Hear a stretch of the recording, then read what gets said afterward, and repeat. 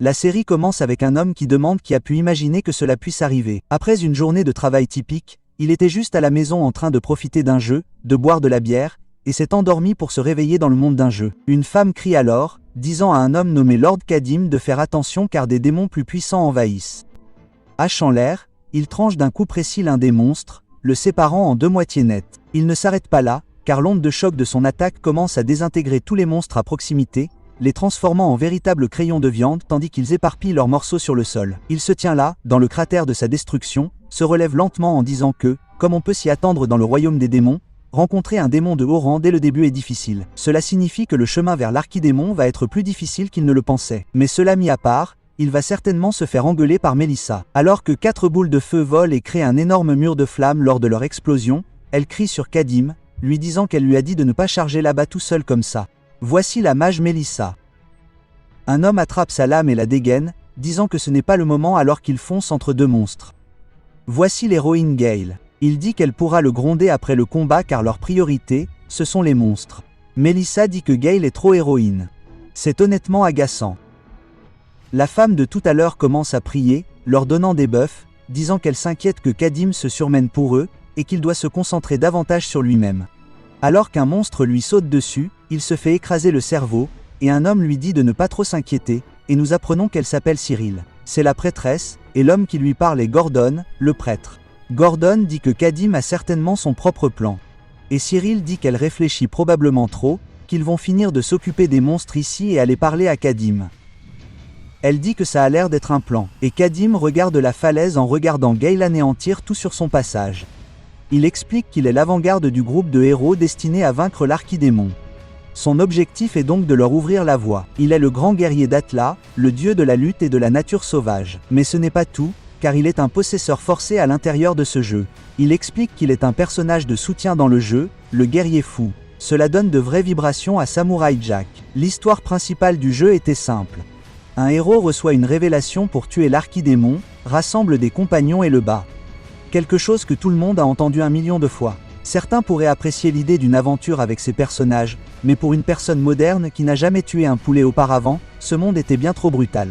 Alors qu'il boit une potion, on le voit commencer à gonfler d'énergie car son trait unique, le berserker sanguinaire, lui permet de consommer le sang des démons et d'obtenir un buff spécial pendant une courte durée. Il commence à entrer en transe en tuant les monstres. Il abandonne son arme à un moment donné et commence à utiliser ses mains nues pour les déchiqueter. Il arrache la tête d'un des démons et commence à la dévorer, disant qu'il peut enfin dire adieu à ce monde maudit et qu'il veut le quitter le plus vite possible. Il se lance dans un massacre total, déchirant tout sur son passage, disant qu'il doit aller de plus en plus vite jusqu'à se retrouver au sommet d'une montagne de cadavres, riant méchamment. Une démone commence à s'approcher de lui. Puis il l'attrape par la gorge, disant qu'il va les dévorer tous, boire tout leur sang et l'utiliser comme carburant pour son chemin.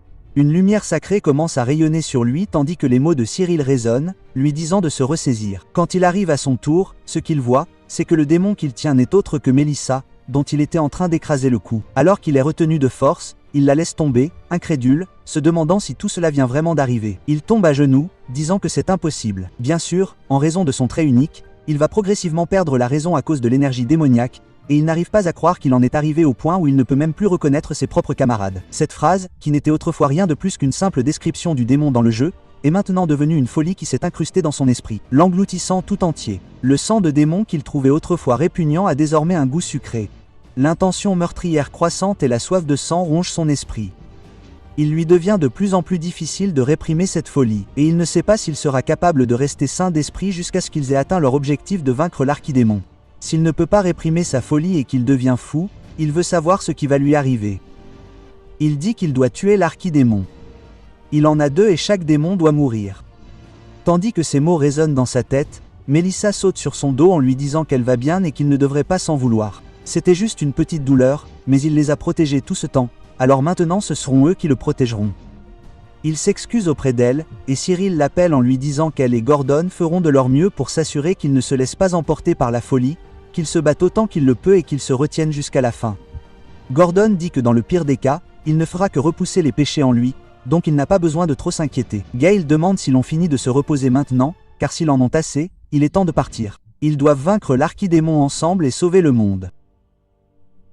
Voyant Gale briller comme une lueur d'espoir, Kadim se sent soulagé et lui attrape la main et il commence à avancer jusqu'à ce qu'il soit enfin temps de tuer l'archidémon. Gale crie à Kadim de le faire alors qu'il bondit par le côté, tranchant la tête de l'archidémon et l'envoyant voler dans les airs. Gale finit par dire cela alors que le corps du démon de l'arche est toujours debout. Il tombe lentement et tombe au sol en envoyant une énorme onde de choc. Melissa reste là et demande si tout est enfin terminé. Gordon dit que par la grâce de Dieu, cela semble être le cas et elle commence à être excitée que ce soit enfin la fin. Puis soudain, une énorme lumière apparaît. Ils se retournent tous en se demandant ce qui se passe. Cyril crie en demandant où est Kadim. Comme nous le voyons, ses yeux sont bandés. Kadim laisse tomber sa hache et court droit vers la lumière. Gale crie, lui disant d'arrêter car il ne sait pas ce qu'il y a là-dedans. Kadim se tient juste devant la lumière. Il se retourne une dernière fois et dit que c'était un honneur d'être avec eux tous en personne plutôt qu'à travers un écran. Il dit que ses chers camarades vont lui manquer. Alors qu'il entre, Gale lui tend la main pour lui dire de s'arrêter et d'attendre que la lumière blanche se transforme en lumière dorée. Elle éclate violemment jusqu'à se refermer comme si elle n'avait jamais été là. Cyril regarde cela également et tombe à genoux, incrédule, rien qu'en prononçant son nom. On voit Kadim marcher sur un chemin sans fin à travers un vide ne laissant derrière elle que des empreintes dorées. Il dit que rien n'a changé. C'est le même vide noir comme lors de sa première traversée. Il se demande ce qu'il devrait faire en premier à son retour. Il dit qu'honnêtement, il devrait fêter ça avec une bière, puis s'effondrer sur son lit et se faire. Il ne jouera plus jamais à un jeu de fantaisie médiévale. Cela l'énerve toujours de ne pas avoir pu dire au revoir à ses camarades et il doit accepter la réalité maintenant. Ce sont ces gens qu'il ne pourra plus jamais revoir. Et il est temps de dire un dernier au revoir au grand guerrier d'Atla, Kadim. Alors qu'il se tient devant la seule lumière dans ce vide, il dit que cela doit être la sortie vers la réalité. Une fois qu'il en sera sorti, il sera libre. Mais ses yeux s'ouvrent grands et il se met à rire nerveusement en disant que cela doit être un rêve. Ce qu'il voit est un signe plus et il se met à rire de manière maniaque, perdant tout sens du raisonnement. Alors que la lumière s'intensifie, son rire prend un ton douloureux, car nous voyons qu'il est en New Game Plus et qu'il doit recommencer. Nous le voyons maintenant marcher avec un groupe de prisonniers escortés. Ils ont tous les mains entravées, obligés de suivre le chef de la caravane. Un homme dit qu'il est innocent. C'est le fils de la boulangère qui l'a tué. L'autre mec dit qu'il n'a volé qu'une bague en bronze. Il ne savait même pas qu'il y avait un collier en argent dedans. L'un des gardes dit à tous les prisonniers de la fermer. Ils ont trop peur de le regarder. Il dit que les poubelles sont vraiment bruyantes aujourd'hui jusqu'à ce qu'un des hommes lui dise qu'il est vraiment innocent. Le garde lui demande qui il est. Il dit qu'il n'a jamais vendu de sous-produits démoniaques et que quelqu'un les a placés pour le piéger. Il doit rencontrer la personne qui a fouillé son sac. Le garde le fixe en disant qu'il y a toujours quelque chose comme ça qui piège une personne innocente juste pour gonfler son propre dossier. Dire qu'un si jeune enfant fait déjà ça. Au final, un paladin est un paladin, peu importe son âge. Cependant, s'il fait une erreur, c'est sa tête qui sera sur le billot. Le garde lui demande s'il ose vraiment douter d'un paladin d'Ilga. Il répond, bien sûr que non. Le garde dit que s'il est vraiment innocent, il sera libéré sain et sauf et qu'il pourra retourner à sa place en revenant. Le garde dit que c'est dommage puisqu'un paladin a personnellement fait quelque chose. Il ne survivra pas. La prochaine fois, il devrait essayer de naître avec un meilleur statut. Mettant ce colporteur de côté, alors qu'il se tient devant Kadim, il demande comment ils ont réussi à attraper ce barbare puisqu'il est énorme. On le voit renverser littéralement tout le monde. Kadim reste là à réfléchir, demandant ce qui s'est passé. Son corps lui semble familier, mais la puissance qu'il avait accumulée auparavant a maintenant disparu. Il semble que la folie et la culpabilité qui rongeaient son esprit aient également disparu. Selon le nouveau texte du jeu, il a dû redémarrer le jeu, mais il ne comprend toujours pas. Même en réalité, le jeu n'a jamais eu ce début. Un vieil homme interpelle alors Kadim et lui tend une herbe, en disant que s'il la mâche, cela rendra le voyage moins ennuyeux. Kadim la regarde fixement, et l'homme dit qu'il a été aidé par des barbares à l'époque, et le voir lui rappelle cette époque. Ce n'est pas vraiment une façon de les remercier, mais c'est tout ce qu'il a. Kadim prend l'herbe, et le vieil homme demande comment il s'est fait prendre. Il dit qu'il ne sait pas. Le vieil homme dit qu'il comprend, et les paladins et les prêtres de l'Empire sont bien trop hostiles envers les hérétiques. Croire en un dieu différent n'est pas un crime en soi. Kadim est confus et demande s'il existe un empire sur ce continent. Le vieil homme lui demande s'il ne connaît vraiment pas l'empire de Luconie. Kadim dit qu'il pensait que c'était juste un royaume au centre du continent. Le vieil homme dit qu'il a entendu dire qu'il l'appelait ainsi il y a longtemps. Kadim se demande s'il n'est pas tombé dans une sorte de monde parallèle avec un cadre légèrement différent, demandant où ils vont. Le vieil homme dit qu'il se dirige probablement vers la capitale de la ville sainte de Lucan. Une fois arrivés là-bas, tous les autres prisonniers seront convoqués par les inquisiteurs d'Olga, et il sera probablement soumis à un procès pour hérésie. Il dit que c'est juste un soulagement qu'il ne le tue pas immédiatement. Le vieil homme demande ce qu'il entend par soulager, car les inquisiteurs sont tous des psychopathes, obsédés par la torture. Et quand il voit un hérétique comme lui, il le traite comme un jouet amusant. Il lui enfonce des pointes dans les gencives et lui verse du fer dans le nez. Pendant qu'il dit toutes ces choses, une attaque éclate, transperçant le vieil homme en plein torse jusqu'au sol, le tuant sur le coup. Le paladin dit à tout le monde d'écouter. Ceux qui insultent les agents d'Ilg laveront leur péché par la mort. Il se tourne ensuite vers Kadim et lui demande s'il est celui qui a causé ce gâchis. S'il ne veut pas finir comme ce type, alors baisse la tête et demande pardon, car s'il le fait, il le laissera vivre. Kadim se met à sourire et à rire, ce qui énerve le paladin. Il lui dit que c'est un blasphème et arrive avec une attaque. Kadim le fixe et sourit, mais le paladin est surpris de l'avoir attrapé à main nue. Le paladin essaie de le retirer et crie, réalisant qu'il n'y arrive pas, disant de le lâcher. Kadim dit que si c'est ce qu'il veut, alors bien sûr. Il commence alors à s'accroupir, ce qui fait réagir le cheval. Le paladin dit qu'il va le juger tout de suite, mais réalise qu'il a fait une erreur lorsque Koting arrive en chargeant à l'épaule. On entend une onde de choc qui semble franchir le mur du son et fend même les nuages. De l'autre côté de la route se trouvent le paladin et son cheval, tous deux allongés là après avoir été percutés par l'attaque. Kadim les regarde fixement en se demandant s'il l'a tué, car il respire encore. Alors que le paladin se relève, il demande « Comment un hérétique immonde ose-t-il faire du mal à un agent de Dieu ?» Kadim dit qu'au final, un paladin reste un paladin et qu'il savait que ça ne l'aurait pas tué. Le paladin lève alors sa lance en l'air. Kadim remarque ce que c'est, et pour une raison quelconque, ça l'énerve. Le paladin commence à appeler Olga, maître de la radiance éternelle, pour qu'elle terrasse ce méchant serviteur du diable. Au nom d'Elga, il va le condamner. Il se met à crier avant de charger avec sa lance qui est suivie d'une lumière dorée. Kadim la regarde, disant que ce n'est pas quelque chose qu'il pourra esquiver. Tout ce qu'on entend, c'est le bruit de l'attaque qu'il envoie en arrière dans le carrosse, brisant les liens de son poignet. On voit qu'il y a un réel pouvoir derrière. Kadim tend la main vers sa blessure, et le paladin dit que pour qu'il soit encore en vie après cette attaque, il semble qu'il ait la peau aussi épaisse que lait. Kadim dit que même si ses statistiques étaient réinitialisées et qu'il ne lui restait que son trait unique de berserker sanguinaire pour lutter contre un type comme lui, il n'aurait pas autant de problèmes s'il y avait ne serait-ce qu'un démon de niveau inférieur dans les parages. Il se demande comment se sortir de cette situation avant de commencer à sentir quelque chose, lui demandant si l'odeur est bien celle qu'il pense. Le paladin s'approche de lui en disant qu'il reconnaît sa force, mais que c'est la fin et qu'il peut obtenir le pardon d'Oga en mourant. Le paladin la sent alors aussi, disant que cette merde pue, et lui demandant ce que c'est.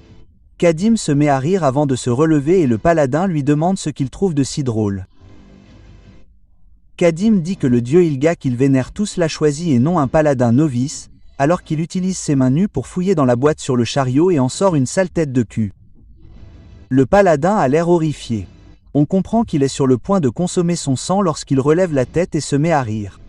Bois. Kadim commence à lui serrer la tête comme une pastèque et commence à boire le sang, ce qui le fait se mettre à s'asperger discrètement de son sang. Tout le monde regarde, horrifié, et le paladin demande s'il a perdu la tête après avoir subi cette attaque, mais se plaint de la puanteur de cette merde.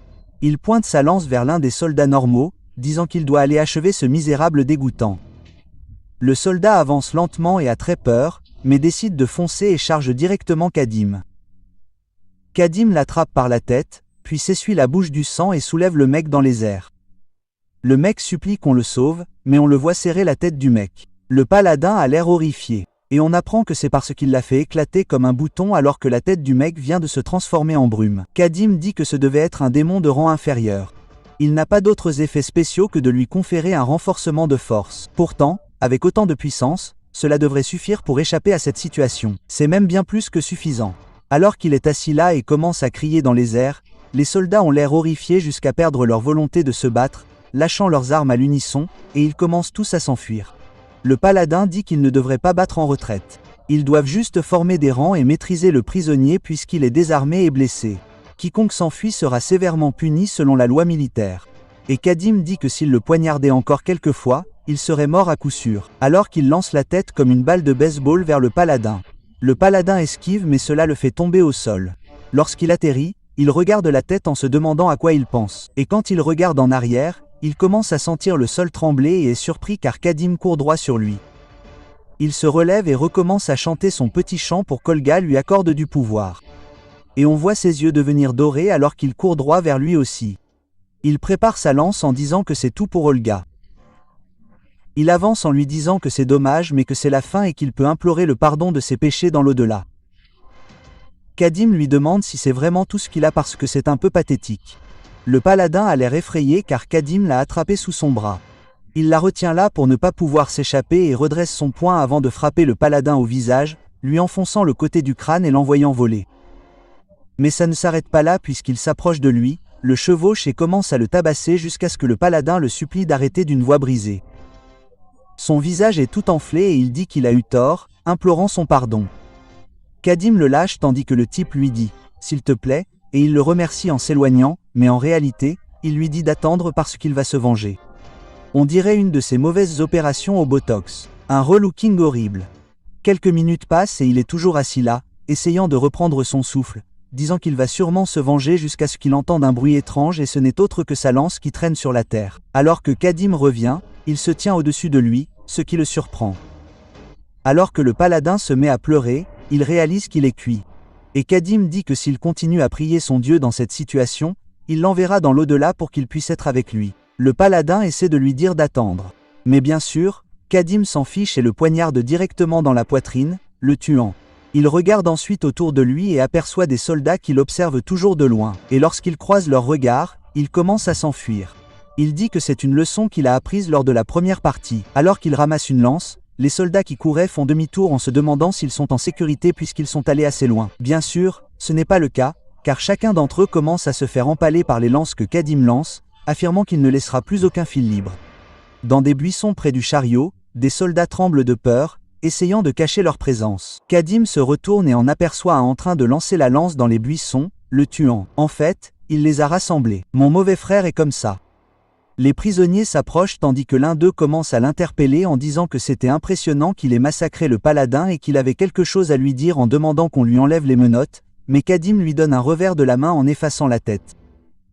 Le reste des villageois sont ensuite peints dans le sang et les pensées du mec, et il dit qu'il a déjà appris qu'il ne pouvait pas laisser de traces, car cela ne ferait que lui retomber dessus. Tout le monde a l'air effrayé alors qu'il commence à les poursuivre pour finir le travail.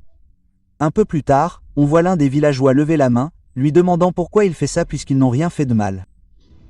Il le supplie d'arrêter avant que Kadim ne le frappe et ne le tue. Il regarde derrière lui, montrant tous les corps des villageois qu'il a déchiquetés, disant que s'il les laisse en vie, ils raconteront ce qu'ils ont vu. Dans le pire des cas, une grande unité de paladins serait envoyée en tant que groupe de poursuite, et il ne peut pas se permettre de prendre ce genre de risque. On voit le mec qui prétendait être innocent pleurer dans un buisson à proximité. Il est assis là, tremblant de peur, et Kadim s'approche de lui en disant que c'est le dernier. Il lève sa lance et le mec dit que c'est injuste. Kadim hésite et le mec commence à s'incliner devant lui en disant qu'il n'a vraiment rien fait de mal, en le suppliant de lui laisser la vie sauve. Kadim lui demande une raison pour laquelle il devrait l'épargner. Il dit qu'il a une femme et un enfant dans sa ville natale qui l'attendaient et qu'il n'a été capturé que parce qu'il a été piégé. Kadim dit qu'il a vraiment l'air innocent, mais que ce n'est pas une raison suffisante pour le laisser vivre. L'homme crie dans une supplication désespérée, disant qu'il va le guider, et qu'il doit avoir besoin d'un guide pour se déplacer. Kadim demande ce qu'il veut dire, et le mec dit qu'il est un marchand itinérant de Multana, l'alliance des cités libres. Il vendait des marchandises partout, donc personne ne connaît mieux la géographie que lui. Kadim dit qu'il a quelques questions à lui poser. Puis il a entendu plus tôt que la Luconie était devenue un empire, mais dans ses souvenirs, ce n'était qu'un royaume. Il demande si l'empire est là depuis sa fondation ou quand exactement il en est devenu un. L'homme est confus, se demandant s'il ne vient pas de la nature sauvage au-delà des montagnes. Contrairement aux barbares qui se sont installés sur le continent, ceux d'au-delà des montagnes ont peut-être perdu contact il y a des centaines d'années. Kadim demande pourquoi il reste silencieux et s'il ne sait peut-être pas. Il dit que oui. Il lui dit que nous sommes en l'an 248 du calendrier impérial et que 248 ans se sont écoulés depuis que l'empereur fondateur a établi l'empire. Avant cela, c'était certainement un royaume. Kadim demande quel est le calendrier impérial et quelle année cela serait selon le calendrier solaire et lunaire. Le type dit qu'il ne connaît pas le nombre exact car c'est un calendrier très ancien qu'il n'utilise pas, mais il serait d'environ 1130. Kadim est surpris que le calendrier couramment utilisé soit devenu ancien.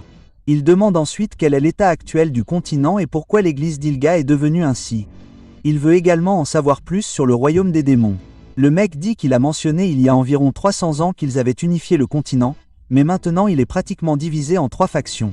L'église d'Ela a gagné en puissance après la grande épidémie et a fini comme ça.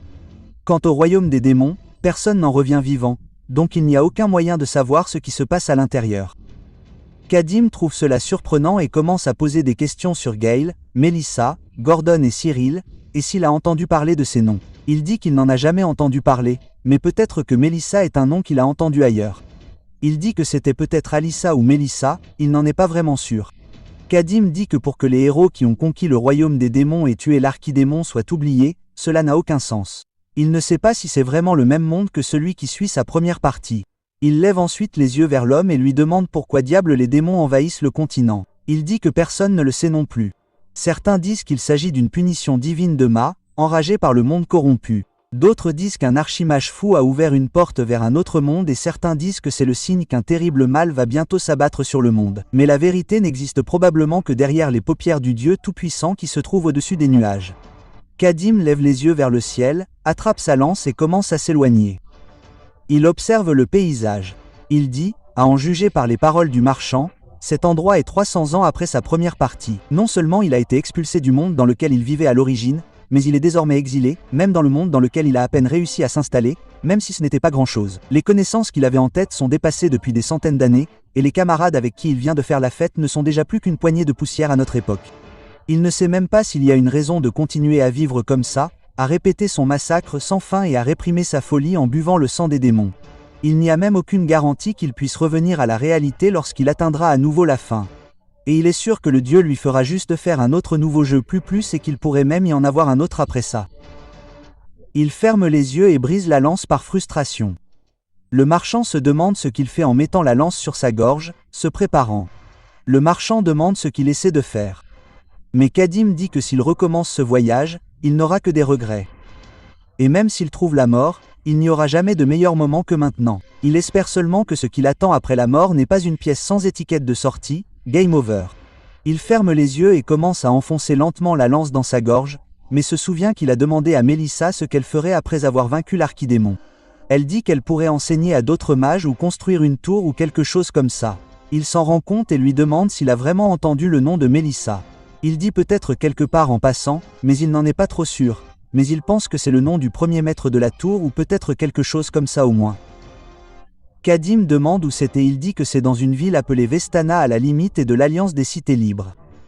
Et comme ils sont dans la partie centrale du continent sous le territoire impérial, même s'ils partent maintenant, cela prendra au plus vite 2 mois. Il montre la direction. Kadim y réfléchit et sourit, disant que tout cela est à cause de Melissa et qu'il ne peut pas mourir même s'il le voulait. Il lui dit de le guider jusqu'à la tour magique et de prendre le chemin le plus rapide. Le marchand dit qu'il a toujours une famille à la maison et qu'il ne peut pas se permettre de perdre trop de temps à servir de guide. Kadim dit que dans ce cas, il lui donnera la chose la plus précieuse qu'il puisse offrir. Le marchand demande ce que c'est et Kadim répond qu'il parle bien sûr de sa vie. Il laisse tomber la lance par terre en disant qu'il devrait trouver la clé, déverrouiller ses chaînes et emballer tout ce qu'il peut car ils vont partir immédiatement. Il se dirige vers le chariot cassé et ramasse une lame en disant qu'au moins, cela lui sera utile. Ce n'est pas tout à fait une arme consacrée, mais c'est une arme très utile.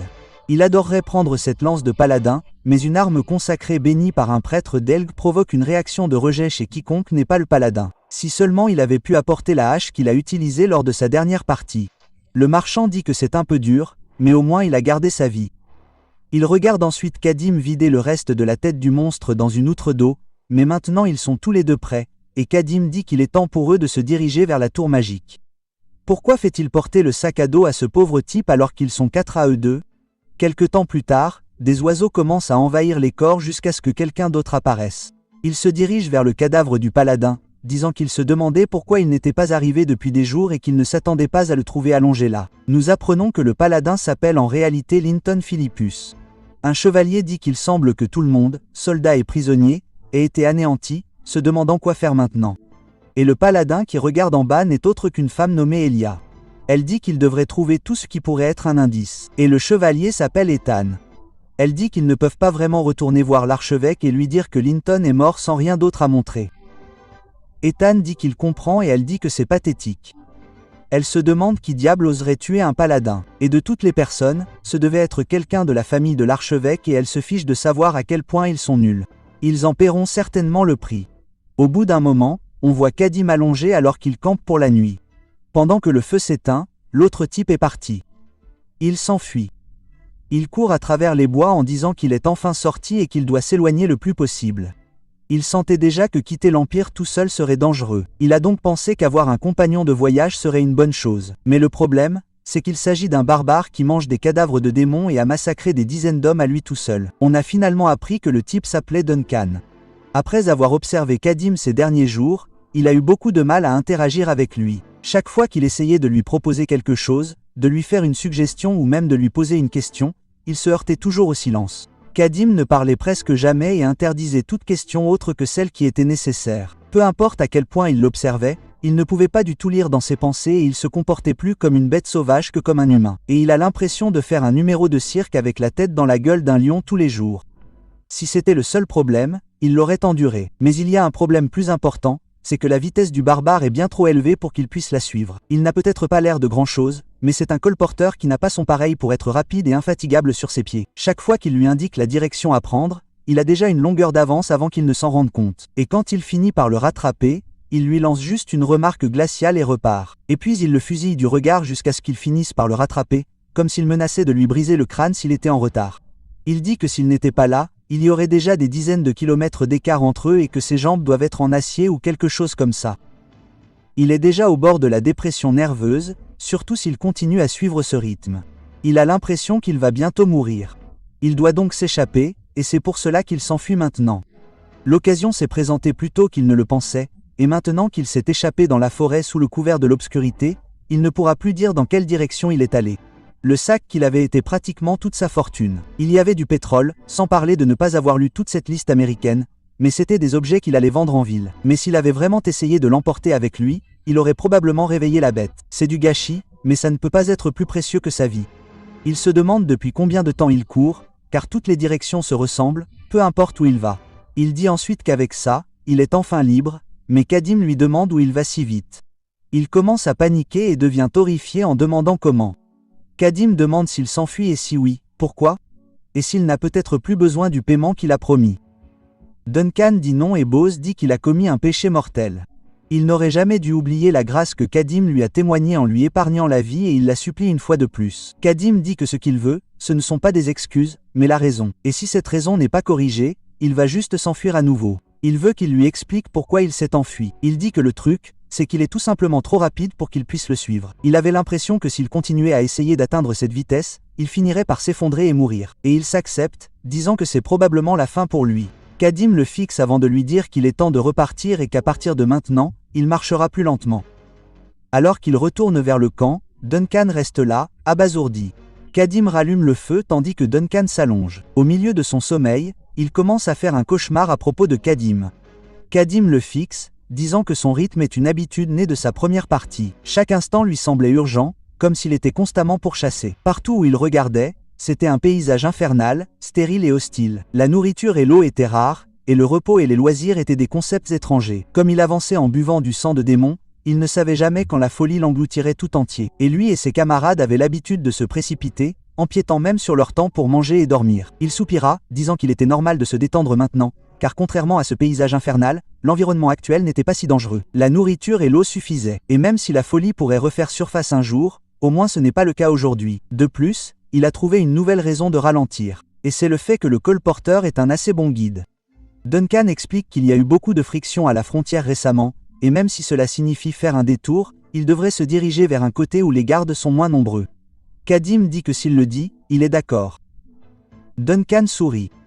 Kadim explique qu'il a une carte du continent dans sa tête, mais qu'elle date de plus de 300 ans, et que sans un guide compétent, il ne pourrait pas trouver son chemin tout seul. Duncan dit que la plupart des paladins capturent les hérétiques sur place parce qu'ils sont obsédés par leurs archives. Certains, cependant, chassent les démons à proximité parce que ce sont des monstres passionnés, et un barbare comme lui ne pourra pas dormir sur ses deux oreilles tant qu'il n'aura pas atteint le territoire de l'Alliance de la Cité Libre. Kadim dit qu'il se demandait pourquoi il était si difficile de croiser des démons alors qu'ils sont censés envahir le continent et que cela devait être à cause des paladins. Il regarde le sang dans sa gourde, se disant qu'il va bientôt pourrir et qu'il doit se procurer du sang frais. Plus tard dans la nuit, dans la forêt, Duncan est un peu surpris qu'il y ait un village et dit que ce doit être un village de fermiers pratiquant la culture sur brûlis. Il serait préférable de demander de la nourriture et un endroit où passer la nuit. Kadim dit que c'est étrange parce qu'il n'y a pas une seule lumière allumée et que c'est déjà l'heure du dîner. Le portail en bois est ouvert et il n'y a pas de garde non plus. Duncan se demande s'il s'agit d'un village abandonné, mais Kadim dit qu'ils ne le sauront pas tant qu'ils n'auront pas vérifié eux-mêmes. Duncan demande s'il est fou, car un monstre ou un démon est peut-être déjà apparu et a chassé tout le monde et pourrait encore rôder. Il commence à entendre des bruits et Duncan a peur, mais Kadim dit que si c'est un démon. Alors qu'il sort sa lame du fourreau, c'est en fait une assez bonne nouvelle. Alors qu'il commence à inspecter le village, Duncan demande s'il est juste vide, se demandant ce qui se passe car il ne ressemble pas vraiment à un village abandonné non plus. Kadim s'arrête en fixant une porte car il voit qu'il y a quelque chose à l'intérieur. Duncan demande pourquoi il s'arrête et dit « Maintenant que j'y pense, c'est la seule maison avec une porte ouverte. » Un monstre se met alors à courir et poignarde Kadim. À sa grande surprise, Bro se fait couper en deux en diagonale. Avant même qu'il ne puisse réaliser ce qui s'est passé, il tombe au sol et Duncan hurle. D'autres personnes commencent à sortir du bâtiment en portant diverses armes. Le barbier, ils ont merdé sur Dieu jumeau. Kadim dit que les gobelins dans ce monde ne sont généralement pas agressifs. Ce sont généralement des créatures timides qui font tout pour éviter les humains. Le fait qu'ils soient devenus hostiles signifie qu'une certaine présence est intervenue et qu'il est définitivement au bon endroit.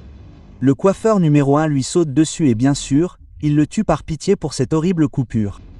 Les deux autres ont l'air surpris et Kadim n'hésite pas. Alors qu'il lève le bras, l'autre arrive et lui tranche la tête proprement. Pendant que son ami se fait assassiner, l'autre jette son arme en essayant d'en profiter. Kadim le bloque, le laissant surpris, et il prépare sa lame, la projetant en avant, profitant du fait qu'elle est lente. Le gobelin regarde son cœur, réalisant qu'il a été tué, alors que Kadim tranche vers le bas, faisant tomber toutes ses barres d'extrémité au sol. Duncan crie, espérant que ce soit tout, et demande à Kadim si c'est fini. Il dit qu'il ne sait pas non plus, mais ils entendent un autre bruit de gobelin. L'un d'eux sort lentement, portant une petite fille. Duncan a l'air surpris et le gobelin se met à crier. Le barbier l'a littéralement rendu chauve. Kadim lance son épée en avant et elle lui transperce le crâne. Il marmonne quelques sons avant de trébucher en arrière sur le sol. Kadim s'approche de la fille et Duncan demande ce qui se serait passé s'il avait frappé l'enfant. Kadim dit que cela n'a jamais été possible et attrape la petite fille, la soulève et arrache la corde à main nue, disant qu'il a quelques questions. Elle se met à crier, mais Duncan la sauve en lui apportant des jouets, en lui disant qu'ils ne sont pas méchants. Il lui tend un bonbon, en lui disant que cela devrait lui remonter un peu le moral, et il lui dit que les monstres sont partis, donc de ne pas s'inquiéter. Kadim dit qu'il est étonnamment doué avec les enfants, et Duncan lui rappelle qu'il a un fils à la maison et qu'il a à peu près son âge. La fille commence à appeler sa maman, et Duncan dit « Ne t'inquiète pas, ils l'aideront à retrouver sa maman. » Elle dit que sa mère et son père l'ont abandonnée. Kadim a l'air surpris et Duncan demande si cela signifie que ce sont eux qui l'ont attachée. Kadim commence à comprendre ce qui se passe. Une femme court alors en appelant sa fille et la serre dans ses bras en lui demandant si elle va bien. Elle se met à pleurer et les villageois sont surpris de voir tous les gobelins assassinés. Ils demandent à Kadim s'il a fait ça, et il prend le gobelin qui a toujours son épée dans la tête et la sort en disant qu'il ne l'a pas fait, mais que c'est son arme qui l'a fait. C'est une histoire cliché, mais il veut quand même l'entendre, demandant pourquoi diable ils ont offert un enfant en sacrifice à un démon, rien de moins. Ils ont tous l'air trop coupables pour parler, mais finissent par expliquer que la forêt grouillait à l'origine de gobelins. Le sol de leurs anciennes terres s'était dégradé, alors ils l'ont brûlé et ont déménagé ici. Quand ils ont vu les flammes, la plupart des gobelins ont fui, mais quelque chose d'étrange s'est produit il y a quelque temps. Les gobelins restés dans la forêt ont commencé à les attaquer. Ils ont rassemblé les hommes pour se mettre en route pour les exterminer. Mais là, ils l'ont vu. Il y avait un démon qui les guidait et ils n'avaient pas la force de les affronter tous les deux. Incapables de résister à leur assaut, ils se sont rendus au démon, désespérés. Le démon ne les a pas tués, mais a dit qu'il viendrait au village. Duncan réalise qu'ils ont déjà donné des enfants et leur demande s'ils pensent qu'il est normal qu'ils se disent parents. Le villageois demande ce qu'ils étaient censés faire, se demandant s'il était censé donner leurs aînés qui approchaient de l'âge adulte. Duncan demande s'il est stupide, disant qu'il a mentionné qu'ils étaient agriculteurs, ils auraient pu simplement trouver une autre terre. Le mec demande s'il pense que trouver une colonie est aussi facile. Kadim frappe la table, la brisant, ce qui les fait tous les deux arrêter de crier. Il demande combien de cornes le démon avait sur la tête. Si vous avez regardé jusqu'à la fin, Abonnez-vous pour plus de vidéos comme celle-ci. Laissez un like ou un commentaire pour aider la chaîne.